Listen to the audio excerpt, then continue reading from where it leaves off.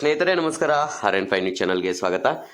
ಗುರುಮುಟ್ಕಲ್ ಪಟ್ಟಣದ ಹೊರವಲಯದಲ್ಲಿರುವಂತಹ ಜ್ಞಾನ ವೃಕ್ಷ ನವೋದಯ ತರಬೇತಿ ಕೇಂದ್ರ ಗುರುಮುಟ್ಕಲ್ನಲ್ಲಿ ಪಾಲಕರ ಸಭೆ ಮತ್ತು ವಿವಿಧ ಸ್ಪರ್ಧಾತ್ಮಕ ಪರೀಕ್ಷೆಯಲ್ಲಿ ಆಯ್ಕೆಗೊಂಡಿರುವಂತಹ ವಿದ್ಯಾರ್ಥಿಗಳಿಗೆ ಸನ್ಮಾನ ಸಮಾರಂಭದಲ್ಲಿ ಪರಮಪೂಜ್ಯ ನಿಜಗುಣಾನಂದ ಮಹಾಸ್ವಾಮೀಜಿ ನಿಷ್ಕಲ ಮಂಟಪ ಬೈಲೂರು ಅವರು ಮಾತನಾಡಿ ತಂದೆ ಮತ್ತು ತಾಯಿಗಳ ಮತ್ತು ವಿದ್ಯಾರ್ಥಿಗಳ ಬಾಂಧವ್ಯಗಳ ಬಗ್ಗೆ ಮಾತನಾಡಿದ್ದಾರೆ. ಬನ್ನಿ ನೋಡೋಣ ಸ್ನೇಹಿತರೆ. ಹಾಳಾಗಬಹುದು. ನಮ್ಮಂತ ಒಬ್ಬ ಸ್ವಾಮಿಗಳ ಹಾಳಾದ್ರೆ ಒಂದು ಪೀರಿಯಡ್ ಹೋಗಿ ಇನ್ನೊಂದು ಸ್ವಾಮಿ ಆ ಜಾಗದಲ್ಲಿ ಕೂರಬಹುದು. ಆದ್ರೆ ಈ ದೇಶದಲ್ಲಿ ಇರ್ತಕ್ಕಂಥ ಪ್ರಾಥಮಿಕ ಶಾಲಾ ಶಿಕ್ಷಕರ ಮನಸ್ಸು ಹಾಳಾದ್ರೆ ದೇಶದ ಭವಿಷ್ಯವೇ ಹಾಳಾಗಿ ಹೋಗ್ತದೆ ಅನ್ನತಕ್ಕಂಥ ಅರಿವಿನ ಪ್ರಜ್ಞೆ. ಏನ್ ಮಾಡ್ತಾ ಇದ್ದಾರೆ ಶಿಕ್ಷಕರು ಇವತ್ತು? ಏನ್ ಮಾಡ್ತಾ ಇದ್ದಾರೆ ಹೇಳಿ ನೋಡೋಣ. ದೇಶವನ್ನು ಕಟ್ಟುವ ಶಿಕ್ಷಕರು, ದೇಶವನ್ನು ಕಟ್ಟುವ ಪಾತ್ರವರ ಕೈಯಲ್ಲಿದೆ ಸ್ವಾಮಿ. ಸಣ್ಣ ಸಣ್ಣ ಮಕ್ಕಳು, ಆ ಮಕ್ಕಳ ತಲೆಯಲ್ಲಿ ಏನು ಹಾಕಬೇಕು ನೀವು? ಆ ಮಕ್ಕಳ ಭವಿಷ್ಯವನ್ನು ಹೇಗೆ ಕಟ್ಟಬೇಕು ನೀವು?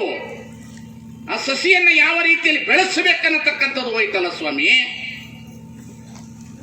ಏನ್ ಮಾಡೋದು? ಅದಕ್ಕೆ ಬಸವಣ್ಣ ಹೇಳಿದ್ರು, ಒಲೆ ಹತ್ತಿ ಉರಿದರೆ ನಿಲ್ಲಬಹುದಲ್ಲವೇ, ದರೆ ಹತ್ತಿ ಉರಿದರೆ ನಿಲ್ಲಬಾರದು. ಏರಿ ನೀರುಂಬೊಡೆ, ಬೇಲಿ ಕೈಯ ಮೇವೊಡೆ, ನಾರಿ ತನ್ನ ಮನೆಯಲ್ಲಿ ಕಳುವಡೆ, ತಾಯಿಯ ಮಲೆ ಹಾಲು ನಂಜಾಗಿ ಕೊಲುವಡೆ, ಈ ನಾರಿಗೆ ದೂರಲಿ ಕೂಡಲ ಸಂಗಮ ದೇವ. ಏನ್ ದೂರೋದು ಸ್ವಾಮಿ? ಏನ್ ದೂರೋದು? ನಾನೆಲ್ಲರಿಗಿಂತ ಮೊದಲು ಪ್ರಾಥಮಿಕ ಶಾಲಾ ಶಿಕ್ಷಕರಿಗೆ ಕೈ ಮುಗಿದು ಕೇಳ್ಕೊಳ್ತೇನೆ. B.Ed ಮಾಡಿದವರು, ಕಾಲೇಜಿನಲ್ಲಿ ಪಾಠ ಮಾಡೋರು ಅಥವಾ ಇಂಜಿನಿಯರಿಂಗ್ ಓದಿಸೋ ಟೀಚರ್ಸ್ಗಳ ಬಗ್ಗೆ ನನಗೆ ಗೌರವ ಇಲ್ಲ ಅಂತಲ್ಲ, ಅದು ಸಬ್ಜೆಕ್ಟ್ ವೈಸ್. ಆ ಮಕ್ಕಳು ಬಂದು ಕೂತಿದಾರಲ್ರಿ, ಬಿಳಿ ಹಾಳೆ ಇದ್ದಲ್ಲಿ ನೀವು. ಆ ಬಿಳಿ ಹಾಳೆಯ ಮೇಲೆ ಕುವೆಂಪು ಹೇಳ್ತಾರೆ, ನೀವು ಏನು ಬರೀತೀರಿ ಅದು ಮೂಡುತ್ತದದು. ಏನು ಮೂಡಿಸ್ತಾ ಇದ್ದೀವ್ರಿ? ಧರ್ಮಗಳ ದ್ವೇಷವನ್ನು ಮೂಡಿಸ್ತಾ ಇದ್ದೇವೆ, ಜಾತಿಯನ್ನು ಗಟ್ಟಿಗೊಳಿಸ್ತಾ ಇದ್ದೇವೆ, ಮೇಲು ಕೀಳು ಅನ್ನತಕ್ಕಂಥ ಅಂತಸ್ತನ್ನು ಗಟ್ಟಿಗೊಳಿಸ್ತಾ ಇದ್ದೇವೆ. ಏನ್ ಮಾಡ್ತಾ ಇದ್ದೇವೆ ನಾವು? ನಾವಿವತ್ತು ರಾಜಕಾರಣಿಗಳಾಗಲಿ, ಮಠಾಧೀಶರಾಗಲಿ, ಅಧಿಕಾರಿಗಳಾಗಲಿ, ಸ್ವಾಮಿಗಳಾಗಲಿ, ಪ್ರಾಥಮಿಕ ಶಾಲಾ ಶಿಕ್ಷಕರಾಗಲಿ, ನಾವೇನು ಮಾಡ್ತಾ ಇದ್ದೀವಿ ಇವತ್ತು? ಯಾಕೆ ನಾನು ಇಷ್ಟು ನೊಂದು ಹೇಳ್ತೀನಿ ಅಂದ್ರೆ, ನಮಗೆ ಕಲಿಸಿರ್ತಕ್ಕಂಥ ಶಿಕ್ಷಕರು ಅಷ್ಟು ಚೆನ್ನಾಗಿದ್ರು ಸ್ವಾಮಿ. ಇದಕ್ಕೆ ಇವತ್ತು ನಾವು ಪ್ರಾಮಾಣಿಕವಾಗಿ ಜಾಗದಲ್ಲಿ ನಿಂತಿದ್ದೇವೆ. ನಾವು ಬಹಳ ಪ್ರಾಮಾಣಿಕವಾಗಿ ನಿಂತಿದ್ದೇವೆ. ಸಾಹೇಬರು ಮಾತನಾಡುವಾಗ ಒಂದು ಮಾತನ್ನು ಹೇಳಿದ್ರು, ತಾಯಿ ಕಲಿಸೋದು ಅಂತ ಹೇಳಿ ಶಿವಾಜಿ ಬೆಳೆದ ಅಂತ, ಅಕ್ಕನಾಗಮ್ಮ ಇದ್ದಳು ಅಂತ ಹೇಳಿ ಬಸವಣ್ಣ ಬೆಳೆದ ಅಂತ, ಗಾಂಧೀಜಿ ಜೊತೆಯಲ್ಲಿ ಕಸ್ತೂರಿಬಾಯಿ ಇದ್ಲು ಅಂತ ಹೇಳಿ ಗಾಂಧೀಜಿ ಬೆಳೆದ. ಇವತ್ತು ನಮ್ಮ ತಾಯಿ ನನ್ನ ಜೊತೆಯಲ್ಲಿ ಕುಳಿತಾಗ ನನ್ನ ತಾಯಿ ಯಾವಾಗಲೂ ನನಗೆ ನೆನಪಾಗ್ತಾಳೆ. ಗುಂಡಣ್ಣ, ನನ್ನ ತಾಯಿಗೆ ಕ್ಯಾನ್ಸರ್ ಆಗಿತ್ತು, ಮಲಗಿದ್ಲು ಅವಳು. ಮಲಗಿರುವಂತ ಸಂದರ್ಭದಲ್ಲಿ ಅವಳ ಹತ್ರ ಹೋಗಿ ನಿಂತ್ಕೊಂಡೆ. ನಾನು ನಿಂತ್ಕೊಂಡಂತ ಸಂದರ್ಭದಲ್ಲಿ ನಾನು ಮನೆ ಬಿಟ್ಟು ಬಹಳ ದಿವಸ ಆಗಿತ್ತು. ನಾನು ನನ್ನ ತಾಯಿಯ ಮುಂದೆ ಹೋಗಿ ನಿಂತ್ಕೊಂಡೆ. ಅಮ್ಮ, ನೀನು ಕ್ಯಾನ್ಸರ್ ಆಗಿದ್ಯಾ? ನಿನಗೆ ಹೇಳಾರ್ದೆ ಓಡಿ ಬಂದು ನಾನು ಸನ್ಯಾಸಿ ಆಗಿದ್ದೀನಿ. ನಿನ್ನ ಕೊನೆಯ ಮಾತೇನಾದ್ರೂ ಇದ್ರೆ ಹೇಳು ಅಂತ ಕೇಳಿದ್ರೆ ಆಕೆ ಒಂದು ಮಾತನ್ನು ಹೇಳಿದ್ಲು, ನಂದೇನು ಮಾತಿಲ್ಲಪ್ಪ, ಒಂದು ಧರ್ಮ ಬಿಟ್ಟು ಇನ್ನೊಂದು ಧರ್ಮಕ್ಕೆ ಹೋಗಿ ಸೇರ್ಪಡೆ ಆಗಿದ್ಯಾ, ಆದ್ರೆ ಆ ಧರ್ಮದವರು ಬೆರಳು ತೋರಿಸಬಾರ್ದು, ಅದರಂತೆ ಕೊನೆಯವರಿಗೆ ಜೀವನ ಮಾಡೋದೇ ನನಗೆ ನೀನು ಕೊಡುವಂಥದ್ದು ಧನ್ಯತೆ. ಅದಕ್ಕೆ ನಿನ್ನ ತಾಯಿ ಇದ್ದಾಳಲ್ರಿ, ದಯಮಾಡಿ ನಿಮಗೊಂದು ಮಾತನ್ನು ಹೇಳ್ತೇನೆ, ತಂದೆ ತಾಯಿ ಮನಸ್ಸನ್ನು ಯಾರು ನೋಯಿಸ್ಬೇಕು? ನೀವು ಯಾವ ಕಾಶಿಗೆ ಹೋದ್ರೂ ಪ್ರಯೋಜನ ಇಲ್ಲ, ಯಾವ ಪ್ರಯಾಗಕ್ಕೆ ಹೋದ್ರೂ ಪ್ರಯೋಜನ ಇಲ್ಲ, ಯಾವ ಗಂಗೆಯಲ್ಲಿ ಮುಳುಗಿದರೆ ಕಳಂಕ ಬಿಡೋದಿಲ್ಲ ನಿಮ್ಮನ್ನ, ಯಾವ ಮಂತ್ರ ಯಂತ್ರ ತಂತ್ರಗಳಿಗೆ ನಿಮಗೆ ಬೆಲೆ ಇಲ್ಲ. ಹಡದ ತಂದೆ ತಾಯಿಯನ್ನು ನೀವು ಇವತ್ತು ಕಾಪಾಡಬೇಕಾಗಿದೆ. 10 ಮಕ್ಕಳ ಎತ್ತು ಪೊರೆಯೋಳು ತಾಯಿ, ಮುತ್ತು ಮಾಣಿಕ್ಯದಿಂದ ಪಾಡಿ 10 ಮಕ್ಕಳನ್ನು ಮತ್ತೆ ಪೊರೆಯಲಿಕ್ಕೆ 10 ಬೋಳಾಡುವರು ಬೋಳು ಬಸವ. ವಿಶ್ವರಾಜ್ಯರು ಹೇಳ್ತಾರೆ, ಬರೆಯುವಾಗ ನನ್ನ ತಂದೆ ಕಣ್ಣಿಗೆ ಕಾಣ್ತಾನೆ, ನಾನು ಬರೆಯುವಾಗ ನನ್ನ ತಂದೆ ನನ್ನ ಕಣ್ಣಿಗೆ ಕಾಣ್ತಾನೆ, ಬರೆಯುವಾಗ ಬರದ ಮೇಲೆ ನನ್ನ ತಂದೆಯ ಕಣ್ಣೀರು ನನಗೆ ಕಾಣುತ್ತದೆ. ಯಾಕೆ ಸಮಾಜದಲ್ಲಿ ಹೇಗೆ ಬದುಕಬೇಕು ಅನ್ನತಕ್ಕಂಥದ್ದು ಹೇಳಿ ಹೋಗಿಬಿಡ್ತಾರೆ. ಆಸ್ತಿ ಗಳಿಸೋದು ಮಾತು ಹೇಳಿ ಹೋಗಿರೋದಿಲ್ಲ. ಸಮಾಜದಲ್ಲಿ ಹೇಗೆ ಇರಬೇಕು ಅಂತ ಗಳಿಸಿ ಹೋಗ್ಬಿಡ್ತಾರೆ ಈ ಸಮಾಜದೊಳಗಡೆ. ದಯಮಾಡಿ ಕುಳಿತವರಿಗೆ ಕೈ ಮುಗಿದು ಕೇಳ್ಕೊಳ್ತಾನೆ, ನಿಮ್ಮ ತಂದೆ ತಾಯಿನ ಎಲ್ಲಾದ್ರೂ ಬೀದಿಗೆ ಬಿಟ್ಟಿದ್ರೆ, ಅವರಿಗೆ ಅನ್ನ ನೀರು ಕೊಡದೇ ಇದ್ರೆ, ಅವ್ರನ್ನ ದೂರ ಇಟ್ಟಿದ್ರೆ, 4 ಮಕ್ಕಳು ಇರ್ತೀರಿ ನೀವು, ಬಟ್ಟೆ ಒಬ್ರು ಹಂಚ್ಕೋತೀರಿ, BP ಶುಗರ್ ಮಾತ್ರ ಒಬ್ರು ಹಂಚ್ಕೋತೀರಿ, ಇರೋರಿಗೆ ಒಂದು ಮನೆ ಕೊಡ್ತೀರಿ ನೀವು, ವರ್ಷಕ್ಕೊಂದು ಸಲ ಸತ್ತ ಮೇಲೆ ಅವರಿಗೆ ದೇವರ ಕಾರ್ಯ ಮಾಡ್ತೀರಿ. ಸುಖಕ್ಕೆ ನಾನಾ ಜಾಗ ಇದೆ ರೀ ಸ್ವಾಮಿ, ಸುಖಕ್ಕೆ ನಾನಾ ಕಡೆಯ ಜಾಗ ಇದೆ, ಎತ್ತ ಹೊಡಲು ಸಿಗುವುದಿಲ್ಲ. ಇದನ್ನು ಗಮನ ಇಟ್ಕೊಳ್ರಿ ನೀವೆಲ್ಲರೂ, ಇದನ್ನು ಬರೆದಿಟ್ಕೊಳ್ರಿ. ಈ ದೇಶದ ಸುಕ್ತಿ ಇದು, ಈ ದೇಶದ ಮಾತು. ನಿರಾಕಾರವಾದ ದೇವರಿ ಜಗತ್ತಿನಲ್ಲಿ ಇದೆ ಅಂತ ಎಲ್ಲರೂ ನಂಬಿದ್ದೇವೆ. ಆದರೆ ಪ್ರವಾದಿ ಮಹಮ್ಮದ್ ಪೈಗಂಬರ್ ಕುರಾನಿನಲ್ಲಿ ಒಂದು ಮಾತನ್ನು ಹೇಳ್ತಾರೆ, ತಾಯಿಯ ಪಾದದಲ್ಲಿ ದೇವರನ್ನು ಕಾಣು. ಎಂತಾದ್ರಿ ಈ ದೇಶ ಹೇಳುತ್ತು, ಕುರಾನ್ ಹೇಳುತ್ತು, ಬೈಬಲ್ ಹೇಳುತ್ತು, ವಚನ ಹೇಳುತ್ತು. ಏನು ಕಲಿಸ್ತಾ ಇದ್ದೀವಿ ನಾವು? ನಿಮಗೆ ಮಾಡಲು ಯಾರು ಅಂತ ಕೇಳಿದ್ರೆ ನೀವು ಯಾರನ್ನು ಕಲಿಸ್ತಾ ಇದ್ದೀರಿ? ಬೇವಿನ ಬೀಜವನ್ನು ಬಿತ್ತಿ ಮಾವಿನ ಫಲವನ್ನು ನಿರೀಕ್ಷಣೆ ಮಾಡ್ತೀರಾ? ಹೇಳಿ ನೋಡೋಣ. ಯಾವ ಆಸ್ತಿ ಇದ್ರೇನ್ರಿ, ಯಾವ ಬಂಗಾರ ಇದ್ರೇನು ನಿಮ್ಮ ಮುಂದೆ? ಸಾಯುವಾಗ ನಿಮ್ಮ ಮಕ್ಕಳು ನಿಮ್ಮ ಎದುರಿಗಿರ್ಲಿಲ್ಲ ಅಂತಂದ್ರೆ ತಗೊಂಡು ಏನು ಮಾಡೋದು? ಏನು ಮಾಡೋದ್ರಿ? ನಿಮ್ಮ ಆಸ್ತಿನ, ನಿಮ್ಮ ಸಂಪತ್ತು ಏನು ಮಾಡೋದ್ರಿ? ನಿನ್ನ ಒಡವೆ ಏನು ಮಾಡೋದು?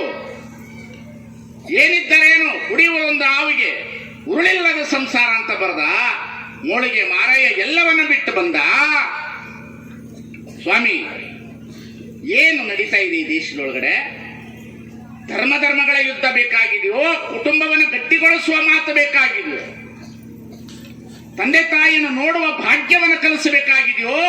ದ್ವೇಷದ ಮಾತಿನ ಮಾತುಗಳು ಬೇಕಾಗಿದೆಯೋ? ಇವತ್ತು ನಿಜಗುಣಾನಂದ ಸ್ವಾಮೀಜಿನ ಟ್ರೋಲ್ ಮಾಡ್ತಾರೆ ಬೇಕಾದಂಗೆ ಕೆಟ್ಟದಾಗಿ. ನಮ್ಮ ಆಶಯಗಳು ಏನಿದೆ ಅನ್ನತಕ್ಕಂಥ ಹಿಂದಿನ ಭಾವ ಅರ್ಥ ಮಾಡಿಕೊಳ್ಳೋದಿಲ್ಲ. ಉಲ್ಕಲ ನಟರಾಜ್ ಅವರ ಭಾವ ಅರ್ಥ ಮಾಡಿಕೊಳ್ಳೋದಿಲ್ಲ. ಗುರುಮಿಟ್ಕಲ್ ಸ್ವಾಮಿಗಳ ಚಿಂತನೆಗಳನ್ನ ಈ ಸಮಾಜ ಅರ್ಥ ಮಾಡ್ಕೊಳ್ಳೋದಿಲ್ಲ. ವಿಶ್ವಾರಾಧ್ಯರ ಮಾತುಗಳನ್ನು ಅರ್ಥ ಮಾಡ್ಕೊಳ್ಳೋದಿಲ್ಲ. ಏನು ಸ್ವಾಮಿ ಹೇಳಿ ನೋಡೋಣ. ನಮಗೆ ಹಾಲು ಮಾರುವವನು ಗುಡಿಸಲಿನಲ್ಲಿದ್ದಾನೆ, ಆಲ್ಕೋಹಾಲ್ ಮಾರುವವನು ಮಹಡಿಯ ಮೇಲಿದ್ದಾನೆ. ರೈತ ಇವತ್ತು ಬೆಳೆದಿರ್ತಕ್ಕಂಥ ಬೆಳೆಗೆ ಬೆಲೆ ಇಲ್ಲ. ನಮ್ಮ ಹುಡುಗರು, ಉತ್ತರ ಕರ್ನಾಟಕದ ಹುಡುಗರೆಲ್ಲರೂ ದೊಡ್ಡ ದೊಡ್ಡ ಶ್ರೀಮಂತರ ಮಕ್ಕಳು ಗೋವಾಕ್ಕೆ ಹೋಗಿ ಕೆಸವನ ಆಡ್ತಾ ಇದ್ದಾರೆ. ಕೆಸವನ ಆಡ್ತಾ ಇದ್ದಾರೆ ಸ್ವಾಮಿ. ಹೇಳಿ ರಾಜಕಾರಣಿಗಳೇ, ಹೇಳಿ ಧಾರ್ಮಿಕ ಮುಖಂಡರೇ, ಈ ದೇಶವನ್ನು ನಡೆಸುವವರು ನೀವು. ಈ ದೇಶದಲ್ಲಿ ಏನು ಮಾಡಬೇಡ್ರಿ, ಈ ದೇಶದಲ್ಲಿ ಏನು ಮಾಡಬೇಡ್ರಿ. ರೈತರು ಬೆಳೆದಿರ್ತಕ್ಕಂಥ ಬೆಳೆಗಳಿಗೆ ಬೆಲೆ ಕೊಡಿ.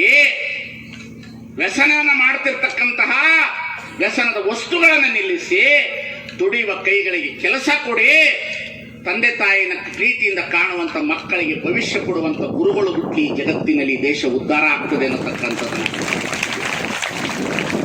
ಅನ್ಯಾಯ ಆಗ್ಬಿಟ್ಟಿದೆ ಅಂತಂದ್ರೆ ನನಗೆ ಎಷ್ಟು ಅನ್ಯಾಯ ಮಾಡ್ತಾರೆ ಅಂತಂದ್ರೆ, ನಮ್ಮಂಥವ್ರು ಬರುವಂತ ಸಂದರ್ಭದಲ್ಲಿ ಪೊಲೀಸ್ ಸೆಕ್ಯೂರಿಟಿ ಇಟ್ಕೊಂಡು ಬರಬೇಕು. ದೇಶ ವಿರೋಧಿಗಳು ಅಂತ ಗುರುತಿಸ್ತಾರೆ ನಮ್ಮನ್ನು. ದೇಶ ವಿರೋಧಿಗಳಂತ ಗುರುತಿಸ್ತಾರೆ.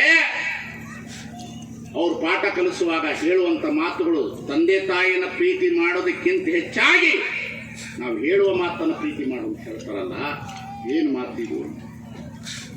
ವಾಸು ಅವರೇ, ನೀವು ಪತ್ರಿಕಾ ವರದಿಗಾರರು, ಏನು ನೀವು ಇಲ್ಲೆಲ್ಲ ನಿಂತಿರ್ತಕ್ಕಂಥವ್ರಿಗೆ ಒಂದು ಆತ್ಮಾಲೋಕನ ಮಾಡ್ಕೊಡ್ರಿ. ನೀವೆಲ್ಲರೂ ಆತ್ಮಾಲೋಕನ ಮಾಡ್ಕೊಡ್ರಿ.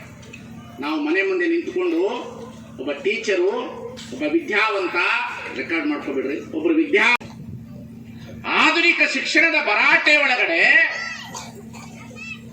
ಬಟ್ಟೆ ಬರೆಗಳ ಜೊತೆಯಲ್ಲಿ ಇವತ್ತು ಬಹಳ ಜೀವನವನ್ನು ಸಾಗಿಸಬೇಕು ಅಂತ ತೀರ್ಮಾನ ಮಾಡುವಂತಹ ತಂದೆ ತಾಯಿಗಳು, ಒಂದು ಕಾಲದಲ್ಲಿ ತಂದೆ ತಾಯಿಗಳು ಒಂದು ಮನೆಯಲ್ಲಿ ಅವಿಭಕ್ತ ಕುಟುಂಬವಾಗಿದ್ದುಕೊಂಡು 20 ಜನ ಇರಲಿ, 25 ಜನ ಇರಲಿ, ಆ ತಂದೆ ತಾಯಿಗಳು ಮಕ್ಕಳನ್ನ ಸಾಕ್ತಾ ಇದ್ರು.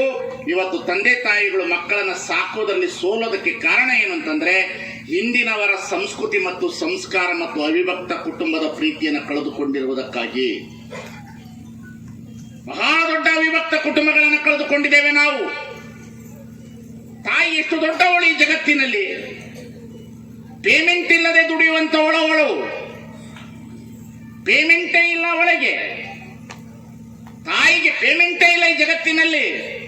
ಯಾರಾದರೂ ಒಬ್ಬ ಮಗ ತಪ್ಪು ಮಾಡಿದರೆ ದೇವರ ಮುಂದೆ ನಿಂತು ತಾಯಿ ಕೇಳ್ತಾಳೆ ದೇವರಿಗೆ, ಏ ದೇವರೇ, ಈ ಮಗನಿಗೆ ಎಂತಹ ಕೆಟ್ಟ ಬುದ್ಧಿ ಕೊಟ್ಟಿದ್ಯಾ ನೀನು ಅಂತ ದೇವರ ಮೇಲೆ ಅಪರಾಧ ಆಗ್ತಾಳೆ ಹೊರತು ನನ್ನ ಮಗನಿಗೆ ಯಾಕಿಂತ ಕೆಟ್ಟ ಬುದ್ಧಿ ಬಂತು ಅಂತ ಕೇಳೋದಿಲ್ಲ ಅವಳು ತಾಯಿ. ಆದ್ರೆ ಈ ದೇಶದೊಳಗಡೆ ಮಾತೃದೇವೋ ಭವ, ಪಿತೃದೇವೋ ಭವ, ಆಚಾರ್ಯ ದೇವೋ ಭವ ಅಂತ ಹೇಳಿರ್ತಕ್ಕಂಥ ಈ ದೇಶದೊಳಗಡೆ 18,000 ವೃದ್ಧಾಶ್ರಮಗಳಾದವು. ತಂದೆ ತಾಯಿನ ನೋಡಲಾರದ ಮಕ್ಕಳು ಹುಟ್ಟಿದ್ರು. ಏನು ಶಿಕ್ಷಣ ಅಂದ್ರೆ ಏನು? ಯಾವ ಕಾರಣಕ್ಕಾಗಿ ಇದೆಲ್ಲವೂ ಬಂತು? ನಾವೆಲ್ಲರೂ ಸಹ ಪೂಜಾರಿ, ಪುರೋಹಿತರು, ಪಂಚಾಂಗದವರ ಮಾತುಗಳನ್ನು ಕೇಳುವುದರ ಜೊತೆಗೆ, ಅಜ್ಞಾನದ ಮಾತುಗಳನ್ನು ಕೇಳುವುದರ ಜೊತೆಗೆ, ಈ ದೇಶದೊಳಗಡೆ ಇರ್ತಕ್ಕಂತಹ ಭ್ರಷ್ಟ ರಾಜಕಾರಣಿಗಳ ಮಾತುಗಳನ್ನು ಕೇಳುವುದರ ಜೊತೆಗೆ ಮೂಲ ಸಂಸ್ಕೃತಿಯನ್ನು ಕಳೆದುಕೊಳ್ತಾ ಇದೆ ಈ ದೇಶ.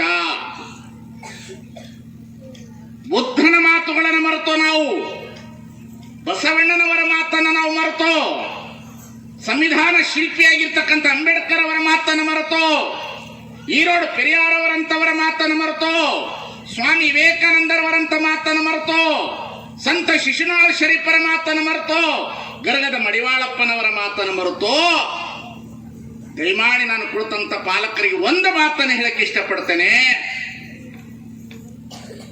ಪುನಃ ನೀವು ಪೆವಿಲಿಯನ್ಗೆ ಹೋಗಬೇಕಾಗಿದೆ, ಪುನಃ ನೀವು ಆಟದ ಮೈದಾನಕ್ಕೆ ಹೋಗಬೇಕಾಗಿದೆ. ನೀವು ಈ ಪುರೋಹಿತರ ಮಾತುಗಳನ್ನು ಕೇಳುವುದನ್ನು ನಿಲ್ಲಿಸ್ರಿ. ನೀವು ಈ ಭ್ರಷ್ಟ ರಾಜಕಾರಣಿಗಳು ಕೊಡುವ ಆಶ್ವಾಸನೆಯ ಮಾತುಗಳ ಕಡೆಗೆ ಗಮನ ಕೊಡುವುದನ್ನು ನಿಲ್ಲಿಸಿ. ನೀವು ಮೂಢನಂಬಿಕೆ, ಕಂದಾಚಾರ, ಶುಷ್ಕಾಚಾರ, ಜಾತೀಯತೆ ವ್ಯವಸ್ಥೆ ಒಳಗಡೆ ಈ ರಾಷ್ಟ್ರವನ್ನು ನಲಗಿಸಿ ಕಟ್ಟುತ್ತೇನೆ ಎನ್ನತಕ್ಕಂತಹ ಮತೀಯವಾದ ಮಾತುಗಳಿಂದ ದೂರ ಸರಿಯಿರಿ ನೀವು ಪಾಲಕರು.